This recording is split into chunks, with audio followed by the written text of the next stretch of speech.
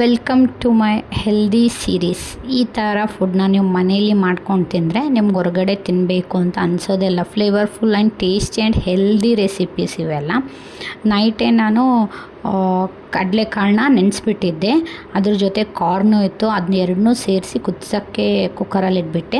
ಆಮೇಲೆ ಒಂದು ಸ್ಮೂದಿನ ಮಾಡೋಣ, ಚೆನ್ನಾಗಿರೋ ಸ್ಮೂದಿನ ಅಂತೇಳಿ ಅವಕಾಡೋ ತಂದಿದ್ದರು. ಅವಕಾಡೋನ ನೀಟಾಗಿ ಕಟ್ ಮಾಡಿ ಅದನ್ನ ಒಳಗಡೆಯಿಂದ ಅಷ್ಟು ಬಟರಿ ಇರುತ್ತಲ್ವ, ಅದನ್ನ ಅದಕ್ಕೆ ಮಿಕ್ಸಿ ಜಾರಿಗೆ ಆ್ಯಡ್ ಮಾಡಿ, ಅದನ್ನ ಸೀಡ್ಸ್ ಇರುತ್ತಲ್ವ ಅದನ್ನ ಸ್ವಲ್ಪ ಕೇರ್ಫುಲ್ಲಾಗಿ ತೆಗೀರಿ, ಯಾಕಂದರೆ ಕೈಗೆ ಹತ್ತೋ ಚಾನ್ಸಸ್ ಭಾಳ ಇರುತ್ತೆ. ಮತ್ತು ಕಮೆಂಟ್ ಡೌನ್ ಮಾಡಿ ಅವಕಾಡೋನ ಕನ್ನಡದಲ್ಲಿ ಏನಂತಾರೆ ಅಂತೇಳಿ. ನನಗೆ ಗೊತ್ತಿಲ್ಲ, ನಾನು ಗೂಗಲ್ ಮಾಡಬೇಕು, ಬಟ್ ನನಗೆ ಸಡನ್ನಾಗಿ ಥಾಟ್ ಬಂದಿರೋದ್ರಿಂದ ನಿಮಗೆ ಕೇಳ್ತಾ ಇದ್ದೀನಿ. ನೀವು ಹೇಳ್ಬೋದು.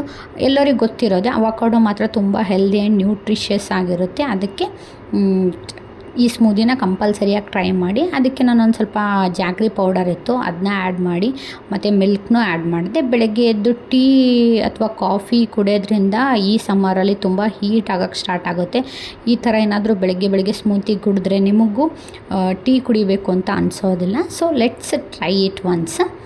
ಅದನ್ನ ಏನಿಲ್ಲ, ಮಿಕ್ಸಿ ಜಾರಿಗೆ ಹಾಕಿ ಚೆನ್ನಾಗಿ ಬ್ಲೆಂಡ್ ಮಾಡಿಬಿಡಿ. ಚೆನ್ನಾಗಿ ಬ್ಲೆಂಡ್ ಮಾಡಿ ಎಷ್ಟು ನೀವು ಗೊತ್ತಾ ಇದು ಹೆಂಗೆ ಬ್ಲೆಂಡ್ ಮಾಡಬೇಕು ಅಂದರೆ ತುಂಬ ಗಟ್ಟಿ ಆಗಿಬಿಡುತ್ತೆ. ಅದಕ್ಕೆ ಒಂದು ಸ್ವಲ್ಪ ಹಾಲು ನೀರು ಎಲ್ಲ ಆ್ಯಡ್ ಮಾಡಬೇಕಾಗಿರುತ್ತೆ. ಅದು ನೋಡಿ, ಒಂದು ಅವಕಾಡೋದಲ್ಲಿ ಆರಾಮಾಗಿ 3 ಜನ ಕುಡಿಬೋದು.